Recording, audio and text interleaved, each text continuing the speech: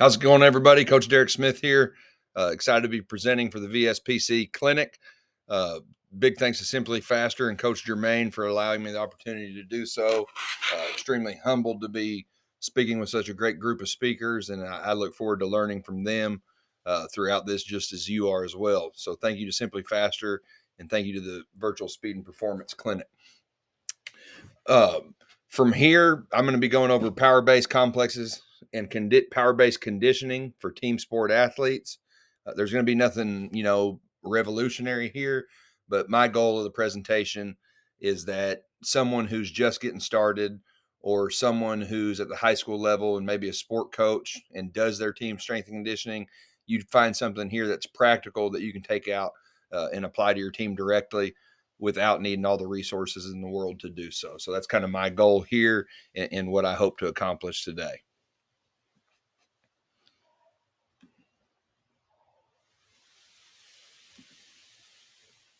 All right, we'll get started. Just gotten my title here. Coach Derek Smith, Reformed Meathead. Early in my career, everything was super strength based. I don't think the first 3 years I was doing this, my team stepped foot on the field or stepped foot anywhere in the weight room in terms of developing them athletically.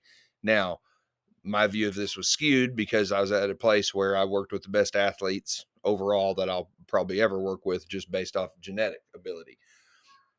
Now I'm at Southside. I'm assistant athletic director and director of strength and conditioning. I work with all sports, 7th through 12th grade. I haven't always worked with all sports. That's more of a this year and the past year before. But I've always worked with football, volleyball, and girls basketball since I've been at Southside. Been fortunate enough to kind of grow into the administrative side of things. So if anybody has any questions about kind of how to break into the administrative field or things like that, please feel free to reach out. I honestly think it's a great spot for the strength coach because you're a voice for all athletes, not just one team. That's not saying that if you're a sport coach, you can't be an administrator in terms of an athletic administrator, but it's just kind of a natural progression and natural role for a strength coach. My email's here, coachdsmith1@gmail.com, and you can shoot me a text, give me a call, 870-613-0075. You can shoot me a message on Twitter. I try to get back to most everybody. I know sometimes some go unanswered, and I may answer you back 6 weeks later as I'm sitting somewhere scrolling through my messages, just trying to get back to people. But if you reach out, I will get back in contact with you. First off, I just want to give a big, sincere thank you to my administration. The administration at Southside School District has been nothing but supportive to what I've wanted to build. I have every tool in the world that I could ask for as a high school strength coach. We may not have, big logoed out racks or custom things like that, but as far as tools, I have every tool in the world that I need to develop our athletes. So a big, sincere thank you to our administration. And also the same amount of thanks I want to give to our sport coaches. They've been fantastic to work with. They've all pushed their kids to get into the weight room and train. And I've been extremely thankful that they've been supportive to what we've tried to build with our athletic development programs. Just want to speak briefly on the teams we have this year and kind of highlight their accomplishments. Now, this is 99.9% our administration and sport coaches that have done this. But I wouldn't feel right not sharing their accomplishments because they've done a lot of these same training methods and kind of have been crucial in developing these methods. Football, they had the second best season in school history. Girls basketball is having their best season in school history. They're currently 25-1. And then volleyball finished 25-5 and made the Elite Eight in the state tournament. Now, like I said, 99.9% of the credit goes to our athletes and administration. I just have a small role in that. I'm blessed to work with great athletes as well.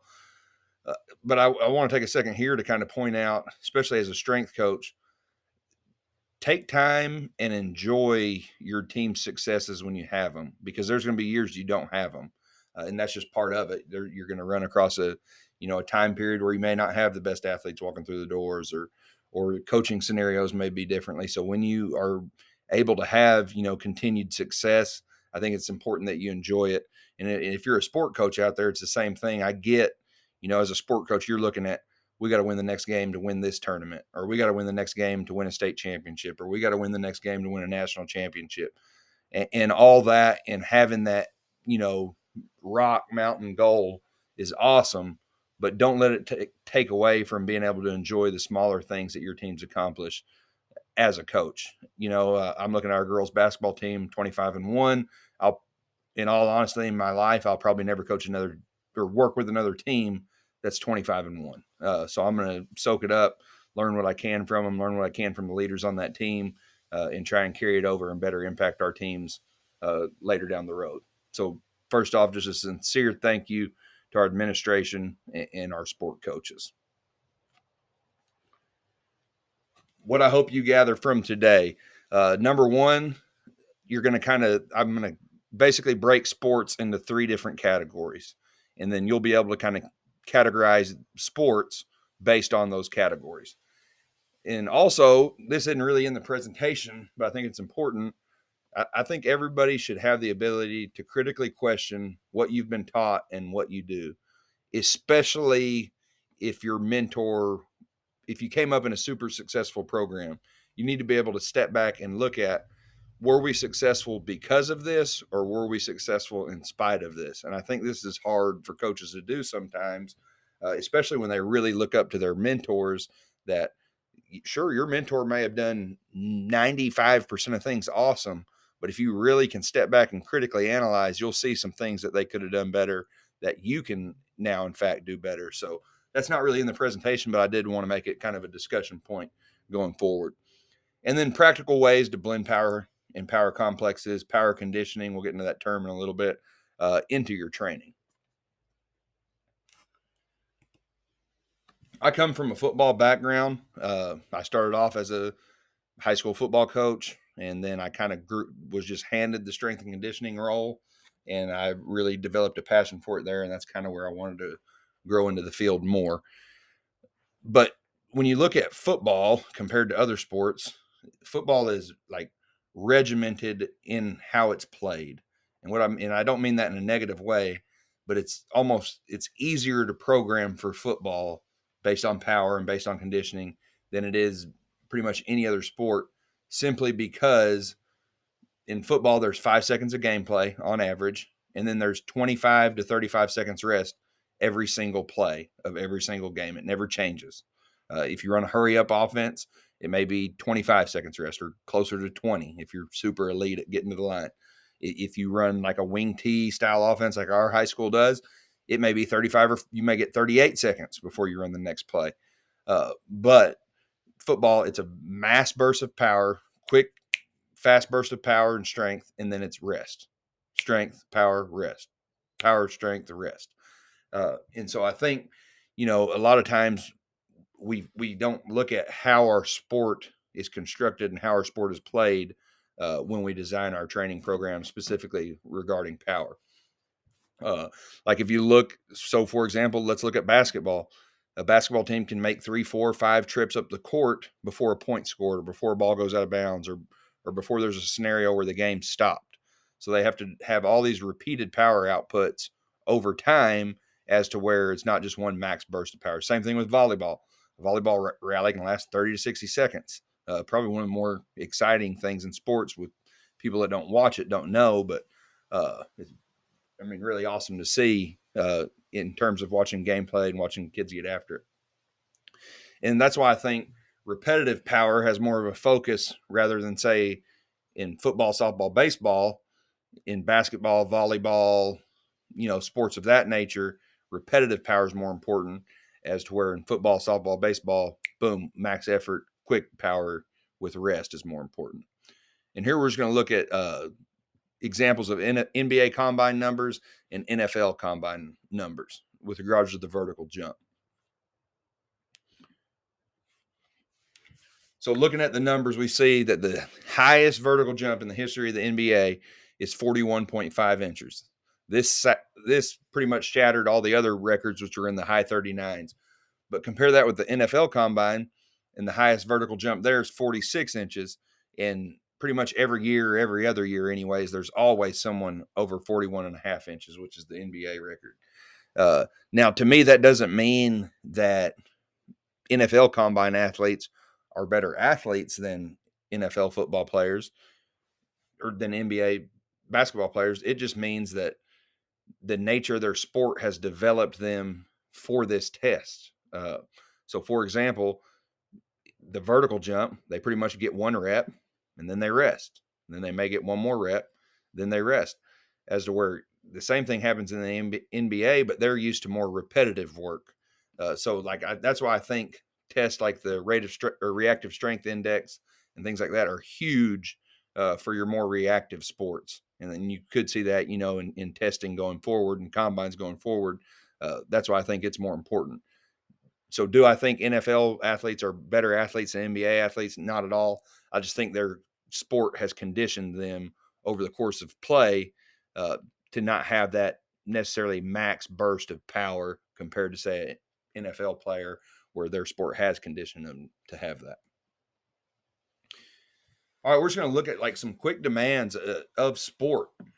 Uh, the average volleyball player, all positions combined, jumps around 80 to 100 jumps per set or per amount of games they play. So, for example, Arkansas high school volleyball, you play best of 5. Okay. So, over the course of however many games it takes to win that 5, sometimes it may be 5, sometimes it may be 3. Your average player is going to have 80 to 100 jumps. They're going to have about 8 seconds to serve, whenever there's a point scored or whenever a ball may go out, whatever it may be, they're going to have only 8 seconds to get the ball back in play. So it's kind of hard to plan for that if you're used to just football, because again, in football, it's so constructed. You have 25 seconds rest, max effort play. So that's just important to look at when you look at volleyball. Basketball, kind of same concept, not as many jumps, but basketball on average, they have 44 jumps per game. These jumps obviously can be scattered out throughout the game. An important thing to look at, though, when programming, especially when you're trying to get more specific, is a lot of these jumps happen during contact. So that could be good where where you see like those partner reactive jumps. You may get a vertical, have a partner bump into you or give you a slight push, and you got to focus on the landing. Now I know that's kind of closed chain, but it gets the athletes used to what they'll see over the course of play. Basketball, again, no, aside from a 1 minute break between quarters, there's no blank X amount of time period rest. The ball may go out of bounds. You're getting it right back in pretty quick. You may shoot free throws. You're having to react off those free throws based off how they go. So there's no prescribed rest periods like there is with football. Let's go over soccer. I recently started working. So at our school, basically, all our football kids make up our soccer team. Not all our football kids, but our soccer team's made up of mostly football kids. Uh, I started a 6 a.m. group because at our school, essentially the only sports that have an athletic period are football, boys and girls basketball, and volleyball. So obviously we have more sports than that. It's just that our schools traditionally it's growing a ton. It's one of the fastest growing schools in the state, but traditionally we've been a small school, so our spring sports or our other sports, 90% of those athletes play one of those other sports that has a period anyways. But we're starting to get more specialized kids where we need to kind of work on that. So I started a 6 a.m. group, and I recently started working with some soccer kids that are soccer only. And of course, I wanted to kind of study, what they do or what their sport's about, other than just what I knew about it. And I found it fascinating that in soccer, athletes can have 700 changes of direction per game. Now, are these like super hard cuts? Some of them are. Some of them are the same cuts you'll see in any other sport, but a lot of them are, are more low impact type cuts. And then in soccer, there's generally, aside from timeout, no stoppage in time. Baseball demands. Softball, you could pretty much say the same thing.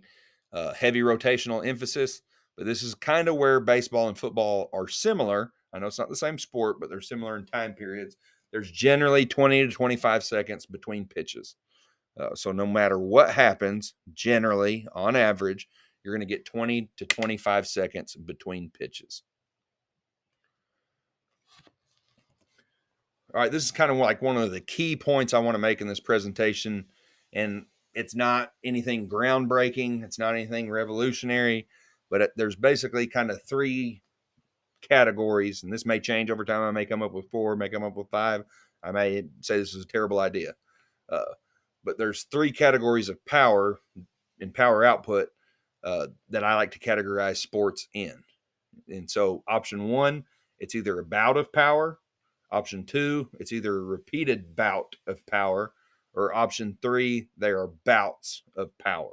And what I mean by that is a bout of power, just think of like a Olympic lifting, power lifting, shot put, discus, hammer throw, those throwing events.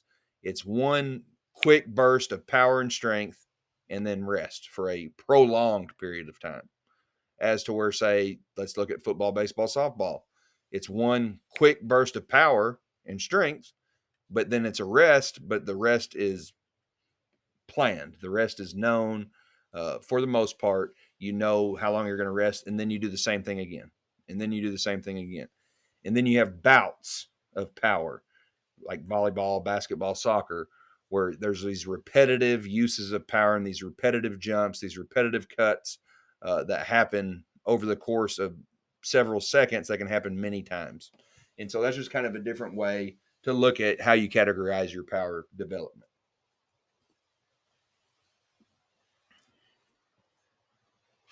Here we're just going to look at a couple quick video examples of each. We won't watch the whole video, but you can get the gist of it just by kind of clicking through here.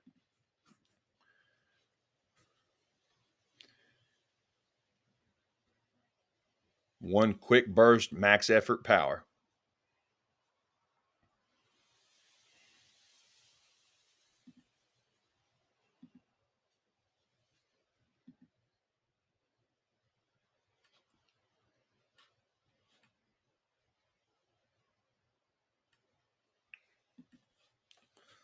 Look at the hammer throw here. We don't have this in Arkansas, but I think it's an awesome, absolutely awesome event.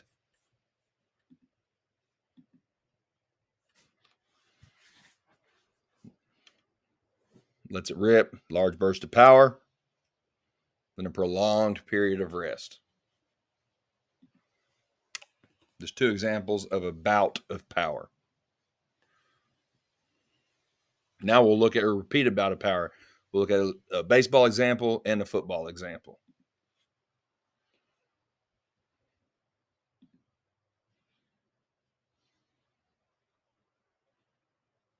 Pitcher lets it rip.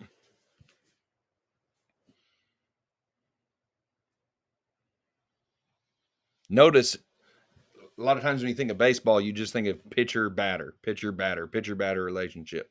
But while all this is going on, especially on the foul balls and different things like that, players in the field are reacting as well, just as the pitcher and batter are. So they're producing power, rest, power, rest.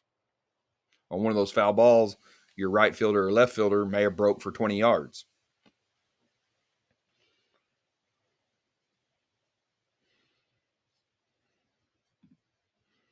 Now, this is a prolonged example, obviously, but you can get the nature of the sport kind of by this longer example. All right, here it'll probably make us watch a commercial real quick. So just bear with me during that.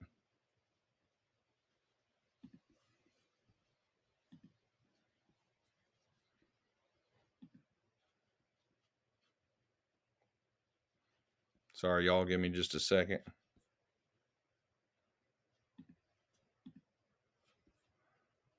Okay, I got to click the watch.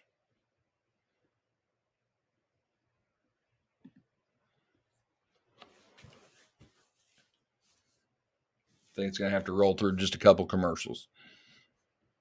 But you can kind of get the gist of it by the few examples we've went over.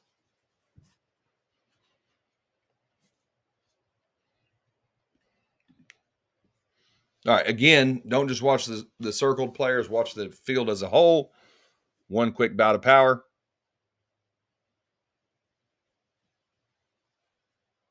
Then rest. Now we'll repeat it. So repeated bouts of power, then rest. all players involved.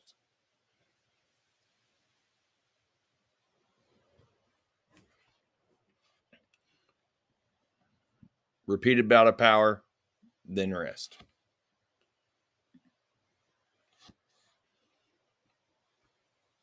And then now we'll look at repetitive bouts of power.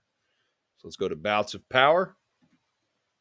Again, some of these are extreme examples, but they do highlight what happens over the course of gameplay.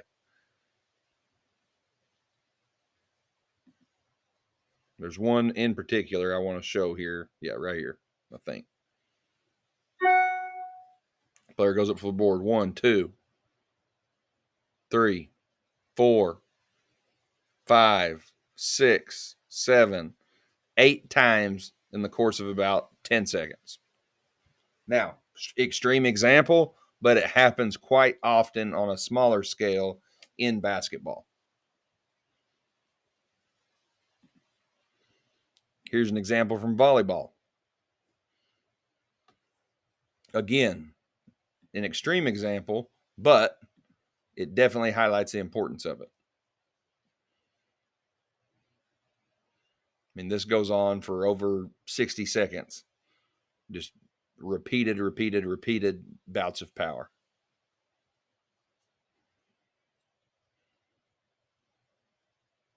If you track the jumps the front line made during this time, probably 10 in a minute or more.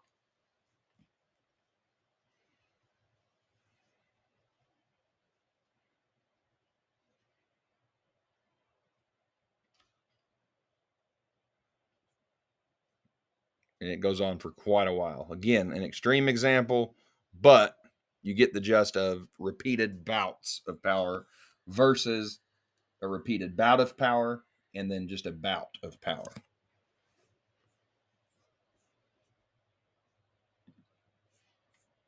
So here we're going to look at kind of I'm not going to call it a unique term, but a different term, power-based conditioning. So you think of conditioning, and sport coaches and strength coaches have came a long way in terms of kind of mimicking the game with their conditioning. And I think we can do the exact same thing with our power usage if we're smart, in our power development, if we're smart about how we program it. And so all it is essentially matching the rest periods and matching the work periods to, say, power exercises. So let's look at, traditionally, especially on Twitter and anywhere else, we hammer on plyometrics being used as conditioning. And I agree. For the most part, it's a bad idea, especially with high impact plyometrics, things like box jumps. In terms of doing 50 box jumps, it's stupid. I agree.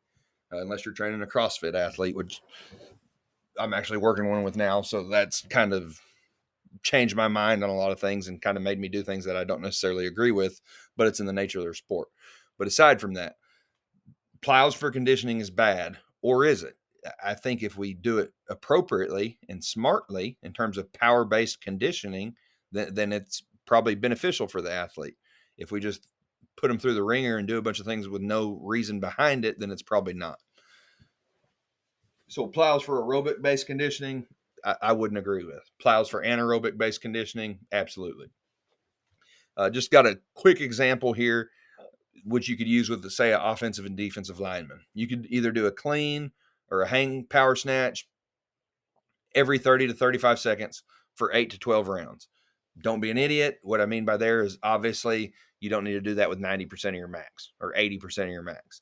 But you could train power with it and hit 40% or 60%.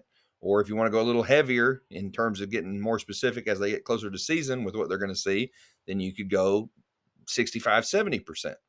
And hit that for 8 to 12 rounds every 30 to 35 seconds. Now, to a lot of sport coaches, that's not going to seem hard enough. It's not going to seem tough enough, but I promise that's going to get your athlete in a hell of a lot better shape than lining up and running 110s where 60% of the team doesn't run at full speed anyway. Some may not agree with that. That's fine. Again, this you can be a lot more intensive with this because it's not near as big of an impact, not near as much technical proficiency, but you could do an overhead med ball toss every 20 to 30 seconds for 8 to 12 rounds or more. You could do multiple sets of 8 to 12 rounds. You could do a med ball thruster toss, different variation, almost like just one wall ball, so to speak, but you just toss it in the air. Again, that's what football players do. That max force of effort, rest. Max force of effort, rest. And that's what this example is for, would be for an offensive or defensive lineman. I hated on box jumps earlier. Again, I don't think you need to do 150 of them while doing burpees and 400 snatches. No. But say you have a foam hurdle or a foam box, you could do a box jump every 25 to 30 seconds with offensive or defensive linemen for 8 to 12 rounds. Broad jump, it's a little more intensive. I'd probably go every 25 to 30 seconds for 6 to 8 rounds and then maybe kind of build from there. But again, that doesn't need to be something where they do 50 broad jumps in a day or 40 broad jumps in a day. Same with the box jump. All right. Everybody's seen the Werner Gunther training complexes. Obviously, I'm not suggesting that you train high school athletes in exactly this manner, but you can borrow ideas from it. If you haven't seen it, we'll spend some time here real quick. Very, very impressive. Obviously, understand, don't mimic it exactly because that's an Olympian. 95% of us don't coach Olympians. 99% of us don't coach Olympians.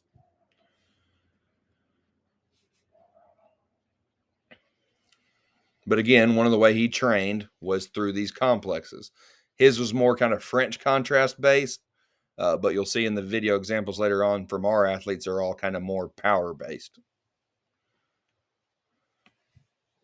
So he hit the heavy lateral lunge, traditional French contrast. Now he's hitting a similar movement, body weight.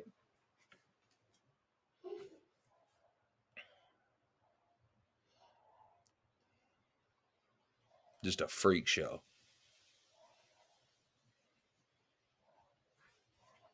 If you have a athlete that can do that, just have them go sit in their locker. Make sure your bus runs good, and you'll win a lot of games.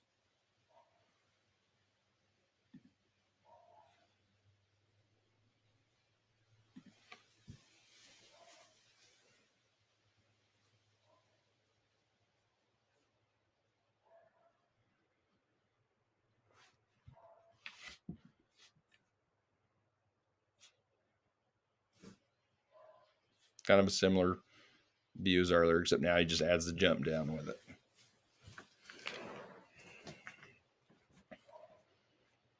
Again, do you need to train your athlete just like this? No. Can you train your athlete with these different complexes? Absolutely. Just scale them down, obviously, from this.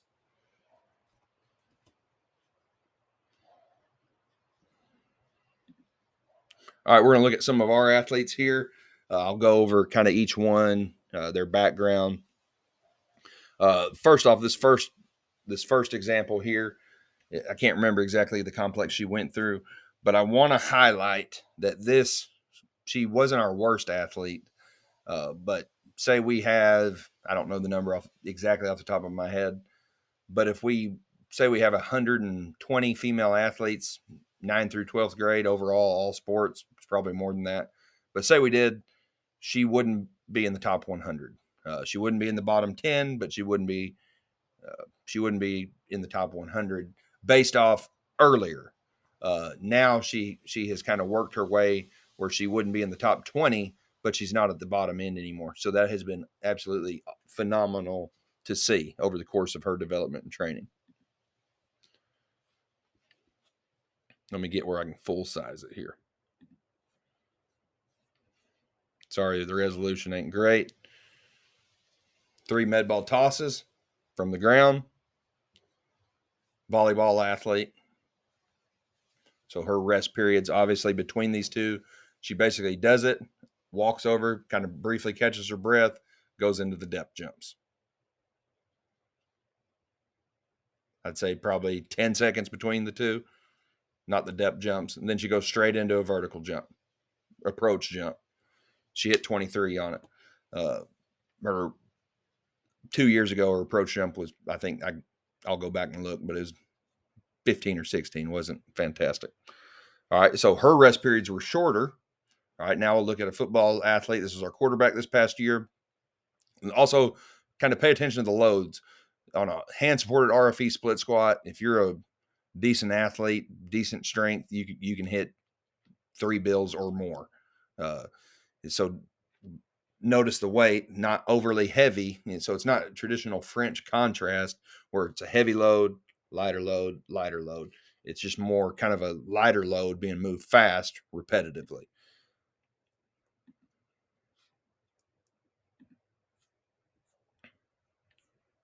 Play it from the beginning here. It's a fast, speedy RFE split squat, goes right into a split squat jump and hits 30 inches. He's, like I said, he's our quarterback this last year. He probably is the best athlete in the school. Cool story about him. I won't sit here and tell a bunch of stories, but we're in overtime and it's 4th and goal from the 6-inch line. And our head coach called a play where he was going to hand the ball off to our fullback, who's like 230 pounds.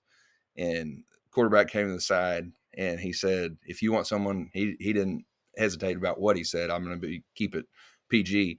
But he said, if you want someone to hand the effing ball off, put a new quarterback in because I'm going to score. And our head coach changed the play right there, and he scored and won the game. Awesome moment to see for both of them.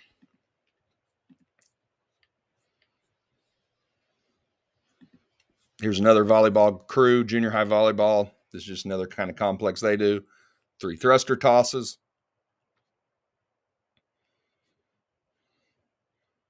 Then they go into a sprint. Now we got to work on some sprint things back here with these two in terms of finishing. But they basically walk from there, maybe 8 to 10 seconds. Then they go straight into a sprint.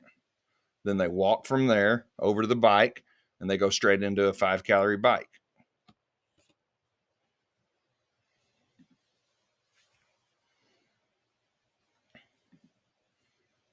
Here's another one with our volleyball group. I think they get 3 overhead med ball tosses, and then they get a chain sprint. Again, the rest period in between the two is essentially just enough time to kind of walk over. You don't have to run over. I don't want things, just getting through things. Walk over, kind of casually collect yourself, and straight into the sprint. This is a volleyball and softball group. They won 25 games in volleyball. Softball team last year broke the school record for home runs with like 5 games left. So they'll be, all those girls are back. Be a pretty competitive group to watch play again. Make sure I got, that was that one. All right, we'll look at a couple more here, just so you can kind of get some ideas, something that you can take to your program. I think the next two we got, one clips the brother, one clips the sister. Prime example of genetics playing a role in your training ability, especially early on. This is a football, soccer. He's also the kid I was talking about that's training for the CrossFit Open. He'll legitimately have a good shot at competing in his age group in the Open. One of the best athletes movement wise that I've ever coached or probably ever will coach. With certain movements, I have to tell him, like here he's doing a hang snatch. I had to tell him not to sit in a perfect bottom Olympian style snatch.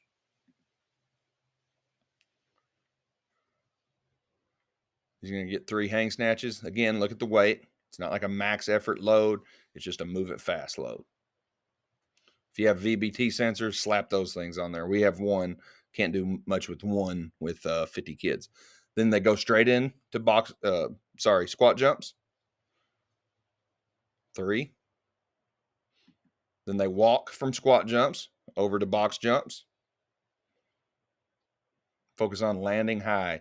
The box height to me is really irrelevant. It's just that they land high in an athletic position instead of just pulling their knees up to their freaking throat and not jumping high at all.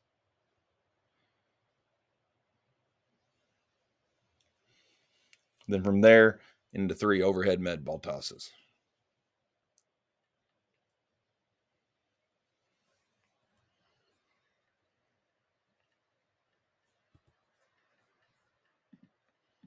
Here's just another complex with his sister, actually. She's going to hit 3 cleans, 3 med ball tosses. Again, movement runs in the family. She's a soccer athlete and wrestling.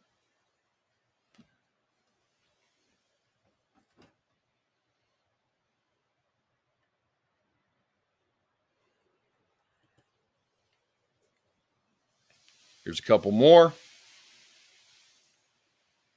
Again, you don't have to use these exact ones. You can use whichever ones you come up with. All right, another hand supported variation. We're not in a split squat. We're just Hatfield squat, most call it. All he has is 185 on the bar, not a super heavy load, so not like your traditional contrast. Not that there's anything wrong with that. It's just not the adaptation we're going for here. He'll bang out 2 quick, speedy squats. Notice how the bar drives up. Boom. Then you go straight into 2 seated vertical jumps. I say straight in, generally 10 to 12 seconds. Really gets up there. Same athlete here.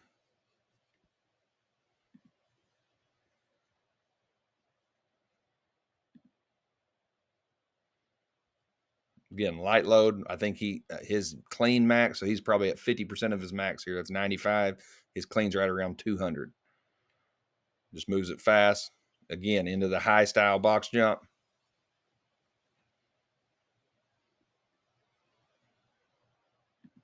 He had the box. I moved it over there for him just for when we were shooting the video. Generally, our boxes are kept at the other end.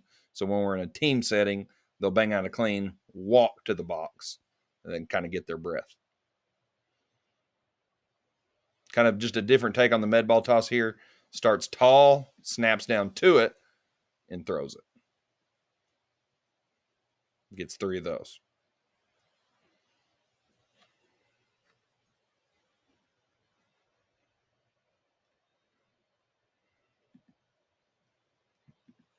Again, he's the kid that wants to train for the CrossFit Open, and I've had to kind of change how I do things and things I don't agree with to accommodate him for that. But he's one he'll have a legit shot of making the show at some point if he sticks with it. So that's really all I have in terms of complexes. Now we do more, but I didn't want to have 400 videos in here and just click through them. But you kind of get the gist of it. And those are all things that you can implement with tools you have for the most part. Like you may not have a Vertec or a Plyomat, but everybody has a barbell. If you don't have a med ball, find something. Throw a volleyball, throw a basketball, soak it in water, and make it like 2 or 3 pounds, and throw the hell out of it. So I mean, all tools most schools are going to have, most districts are going to be able to provide, and most universities will be able to provide. Like I said, I didn't have anything groundbreaking, but I wanted it to be something where you could take something practical and apply it to your team directly. So please reach out with any questions you may have. Again, I appreciate the opportunity. Thankful to be able to share with y'all tonight.